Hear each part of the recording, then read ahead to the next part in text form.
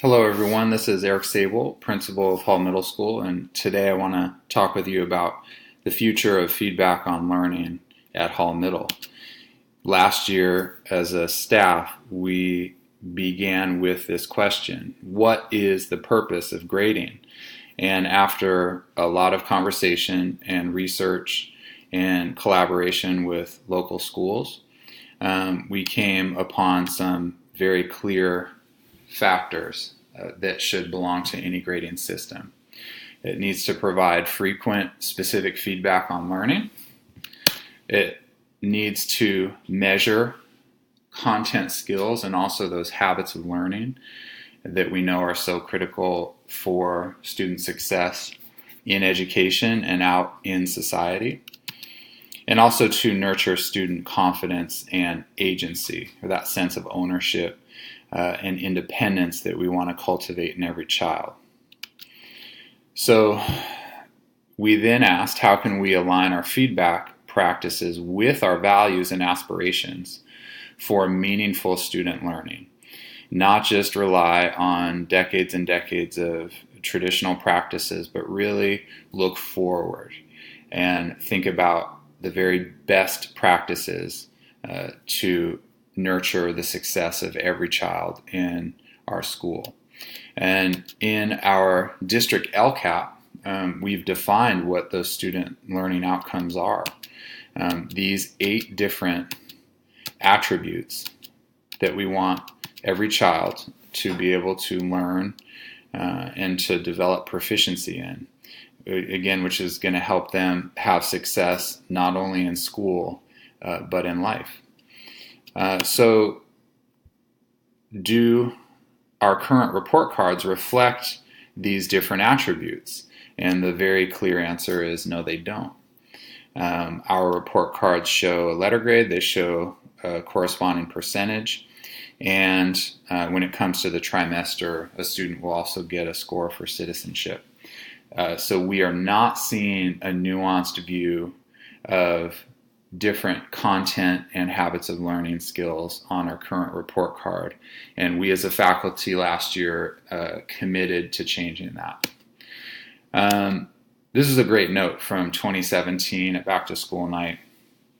A parent left this for her child in her math classroom. Don't focus on the grade. Just work hard and enjoy learning. And this post-it summarizes our faculty culture better than any other I've seen. That's what we want for every kid, to nourish in them a sense of joy and also a sense of working hard towards a goal, no matter what it is. The problem, however, that we have with our current points-based A through F system is that grades are the language of learning and how we measure it. So it's impossible for a kid to not focus on the grade. We can change that. That's what we decided to do last year, and that's what we spent this year starting to both research and develop. And there is a lot of research on the impact of grades on student learning. And I'm going to share this presentation with you in the newsletter so you'll be able to reference this slide deck as much as you like. Looking back about 121 years ago, here's an example of an automobile. A lot of things are similar, at least in design, to our current vehicles, but I think it's fair to say that none of us would choose to drive in a vehicle like this compared to one that we have available today. 121 years has meant a lot of ingenuity and innovation and thinking and improvement to what we have now. But schools all over the place, including Hall Middle, continue to utilize technology created in 1897. And that would be A through F grades. So we continue to utilize a system developed over a century ago to measure standards that have been in place for less than a decade. So there's a real disconnect there, something that we are absolutely capable of addressing through this work to improve upon our system for giving feedback to kids. And the real problem with A through F grades is that it takes everything a kid does in a class, throws it in the cauldron, and then spits out a percentage. And you know what this percentage essentially encourages a student to do is ask the question, well, how can I get a few more percentage points? How can I get a couple more points to move it up to that 90% status? So this whole system gets kids thinking about percentages and points, not about their learning. And we need to change that. We need to do so by providing feedback on key learning skills. This is an example from Gateway Middle School in San Francisco. And you can see that for this child in their humanities class, they are given feedback on multiple specific standards, okay, on a 4-point scale, 1 being an emerging level and 4 being an advanced level. They also, for every class they take, get specific feedback on content. In this case, their humanities class. Specific standards that they as a student and you as a parent receive feedback on. We need to practice cohesion, consistency, and clarity across our school. A through F grades is known for inviting all kinds of discordant practices across a school, not to mention grade inflation.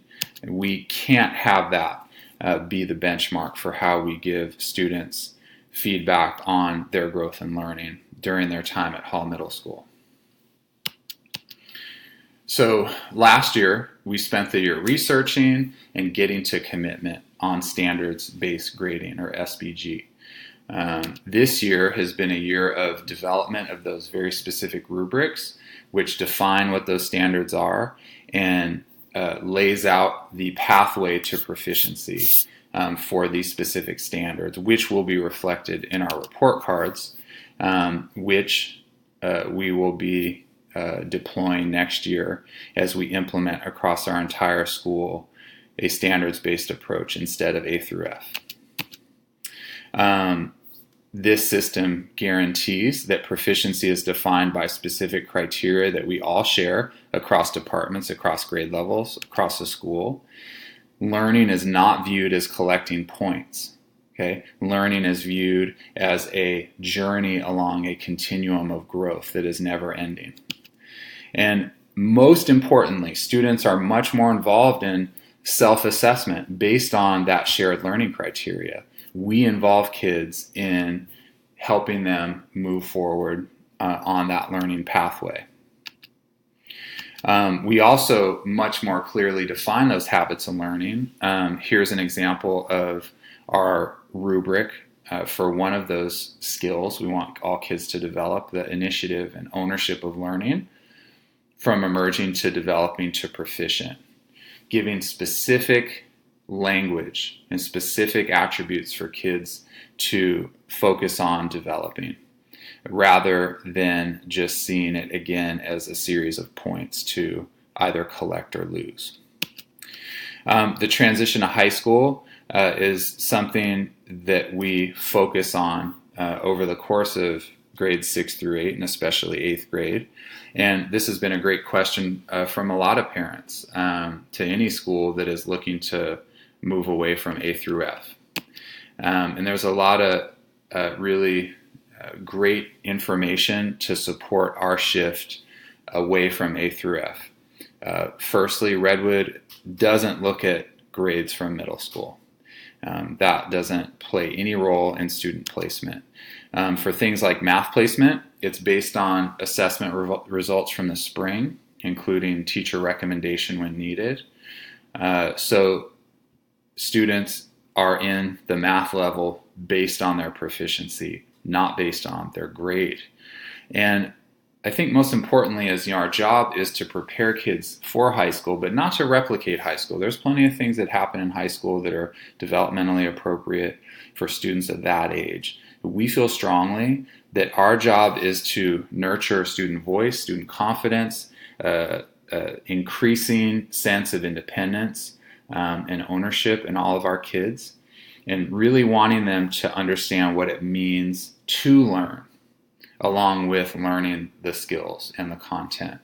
And we feel that with standards-based grading, we're doing a better job of that. We think that will prepare them better for high school.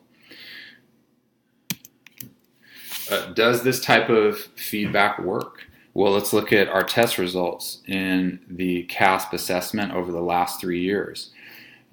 Given that across all math classrooms and across all language arts classrooms, we have teachers giving students feedback based on key standards, allowing them opportunities to show growth in their learning, not just reducing it down to points and percentages.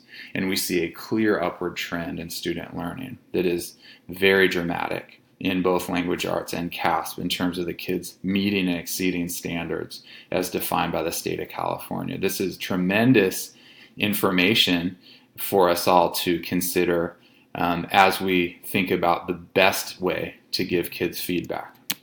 I'm inviting all of you to join us at a parent coffee chat on this topic, Tuesday, December 4th in our library from 8:30 to 10 o'clock a.m.